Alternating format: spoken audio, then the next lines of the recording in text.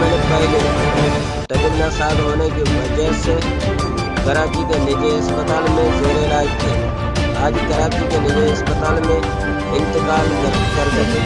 سید اعجاز علی شاہ شیرازی 1983 میں مکانی اداروں سے سیاست کی شروعات کی اور 1985 میں پہلی مرتبہ MPA منتخب ہوئے. مسلسل سید اعجاز علی شاہ شیرازی 5 مرتبہ MPA منتخب ہوئے اور اعجاز علی شاہ شیرازی صوبائی وزیر بھی رہ چکے ہیں.